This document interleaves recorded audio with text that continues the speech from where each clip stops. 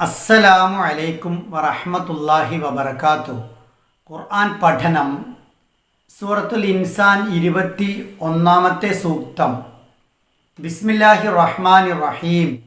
ആലിയഹും അവരുടെ മേലുണ്ടാകും, സിയാബു വസ്ത്രങ്ങൾ, സുന്ദുസിൻ മിനുസമുള്ള പട്ടിൻ്റെ, ഖുദുറുൻ പച്ച നിറമുള്ള, വൈസ്തബ്റഖുൻ കസബ് പട്ടും, വഹുല്ലു അവർ അണിയിക്കപ്പെടും, അസാവിർ വളകൾ, മിൻ ഫിദ്ദത്തിൻ വെള്ളിയിൽ നിന്നുള്ള, വസഖ കുടിക്കാൻ നൽകും, ഹും അവർക്ക്, റബ്ബുഹും അവരുടെ റബ്ബ് നാഥൻ, ശറാബൻ പാനീയം, തുഹൂറ വളരെ ശുദ്ധിയുള്ള, അവർക്കവിടെ നേർത്ത് മിനുത്ത പച്ചപ്പട്ടും കസവ് പട്ടുമാണ് അണിയിക്കുക. വെള്ളിവളകൾ അവർക്ക് അണിയിക്കപ്പെടും. അവരുടെ നാഥൻ പരിശുദ്ധമായ പാനീയം അവരെ കുടിപ്പിക്കുകയും ചെയ്യും. കഴിഞ്ഞ 10 സൂക്തങ്ങളിൽ അള്ളാഹു സ്വർഗത്തിൽ ലഭിക്കുന്ന മഹാ അനുഗ്രഹങ്ങളെ വിവരിക്കുകയാണ് ചെയ്തത്. ഈ സൂക്തം കൂടി അത്തരം അനുഗ്രഹങ്ങളുടെ വിവരണമാണ്. ഈ സൂക്തത്തിൽ അവർക്ക് ലഭിക്കുന്ന വസ്ത്രങ്ങളെക്കുറിച്ചും വളകളെക്കുറിച്ചും പാനീയത്തെക്കുറിച്ചുമാണ് പറയുന്നത്. ഏതു തരത്തിൽ ആഗ്രഹിക്കുന്ന പാനീയവും അവർക്ക് ലഭിക്കും. 2 തരം പട്ടുകളെക്കുറിച്ച് ഈ സൂക്തം പരാമർശിച്ചിട്ടുണ്ട്. സുന്ദുസ്, ഇസ്തബ്റഖ്. മിനുസമുള്ള പട്ടിനാണ് സുന്ദുസ് എന്ന് പറയുക. അതിൻ്റെ കളറും ഇവിടെ പറഞ്ഞിരിക്കുന്നു, പച്ച നിറമാണ്. ഇസ്തബ്റഖ് കസവ് പട്ടാണ്. ഇതെല്ലാം സ്വർഗീയവാസികളെ അള്ളാഹു അണിയിക്കും. ഇതിന് പുറമെ വെള്ളിയുടെ വള അണിയിക്കും. സ്വർണത്തിൻ്റെ വള എന്നും വിശുദ്ധ ഖുർആൻ പറഞ്ഞിട്ടുണ്ട്.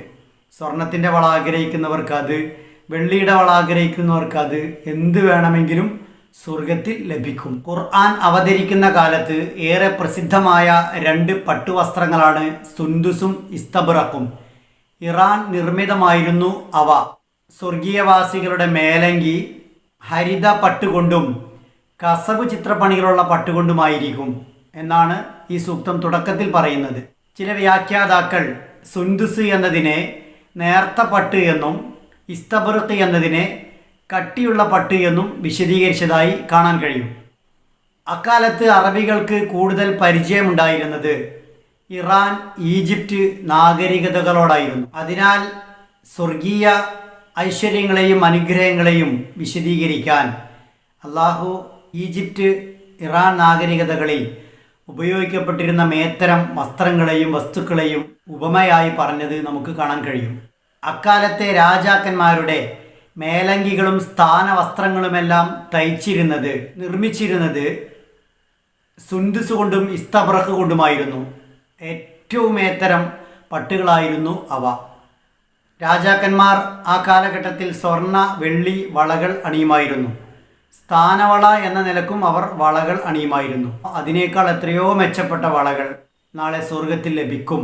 ഈ സൂക്തം പാരായണം ചെയ്യുമ്പോൾ ശ്രദ്ധിക്കേണ്ട കാര്യങ്ങൾ: 7 അക്ഷരങ്ങൾ ശ്രദ്ധയോടെ ഉച്ചരിക്കണം. ഫ, ഹ, ഖ, ضاد, ط, ഐൻ, ഖാഫ്. സുന്ദുസിൻ സുക്കൂണ നൂനിന് ശേഷം ദാല് വന്നു. മിൻ ഫിദ്ദ സുക്കൂണ നൂനിന് ശേഷം ഫ വന്നു. ശറാബൻ തുഹൂറ തൻവീന് ശേഷം ത്വ വന്നു. അവിടെയെല്ലാം മറച്ചു മണിക്കണം. ഇഖ്ഫ.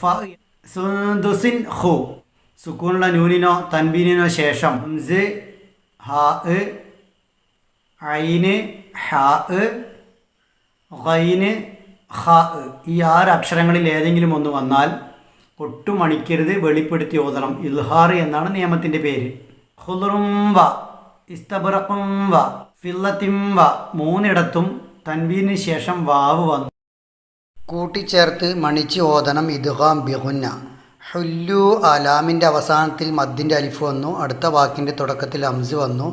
വേണമെങ്കിൽ 4 അനക്കം വരെ നീട്ടാം. മദ് ജായിസ് മുൻഫസിൽ. ആലിയഹും സിയാബു സുന്ദുസിൻ ഖുദ്റുൻ വഇസ്തബ്റഖുൻ വഹുല്ലു അസാവിറ മിൻ ഫിദ്ദ. عاليهم ثياب سندس خضر